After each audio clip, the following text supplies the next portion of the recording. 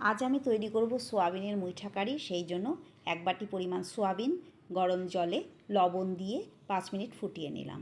তারপর ঠান্ডা জল দিয়ে ধুয়ে এইভাবে জলগুলোকে চিপে চিপে তারপর একটি মিক্সার গ্রাইন্ডারে দিয়ে এইভাবে পেস্ট করে নিলাম। খুব মিহি পেস্ট না হলেও চলবে। আর আগে থেকে দুটো আলু সিদ্ধ করে রেখেছিলাম, সেই আলু সিদ্ধ এর সঙ্গে মাখিয়ে নিলাম। তারপর দিয়ে দিলাম এর মধ্যে 3 চামচ আদা কাঁচা লঙ্কা বাটা, পরিমাণ মতো লবণ, হলুদের গুঁড়ো, হাফ চামচ জিরের গুঁড়ো, হাফ চামচ থেকে একটু কম পরিমাণ ধনের গুঁড়ো, আর দিয়ে দিলাম একটু গরম মশলার গুঁড়ো। তারপর বাইন্ডিংয়ের জন্য 2 চামচ পরিমাণ বেসন আমি এর মধ্যে দিয়ে দিলাম। সমস্তটা খুব ভালো করে মেখে নিয়ে এইভাবে মুইঠার আকারে গড়ে নিলাম। এবার কড়াইতে তেল গরম করে তাতে একটা একটা করে মুইঠা আমি দিয়ে দেব। গ্যাসের ফ্লেম কিন্তু লোতে রাখবো না, মিডিয়ামে রেখে এগুলো হালকা লাল লাল করে ভেজে তুলে নেব। সমস্ত মুইঠাগুলো আমি এইভাবে ভেজে তুলে নিলাম।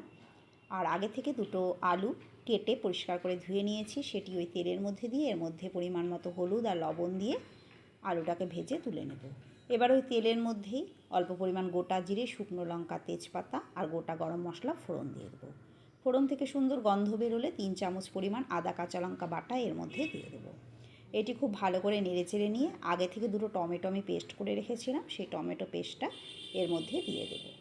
তারপর একটু নেড়েচেড়ে নিয়ে এর মধ্যে পরিমাণ মতো লবণ দিয়ে দেবো হাফ চামচ পরিমাণ হলুদের গুঁড়ো, 1 চামচ পরিমাণ জিরের গুঁড়ো, 1 চামচ থেকে একটু কম পরিমাণ ধনের গুঁড়ো, আর দিয়ে দেবো কাশ্মীরি লাল লঙ্কার গুঁড়ো।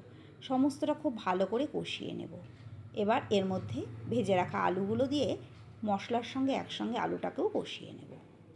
এর মধ্যে অল্প পরিমাণ চিনি আমি দিয়ে দেব। তারপর মশলা থেকে যখন তেল বের হতে শুরু করবে, আগে থেকে আমি কয়েকটা কাজু বাদাম, 4 মগজ আর কিশমিশকে 10 মিনিটের জন্য ভিজিয়ে রেখেছিলাম, সেটির একটি মিহি পেস্ট করে সেটি এর মধ্যে দিয়ে দেব। আর এই মশলা ধোয়া জলটাও একটু দিয়ে দেব।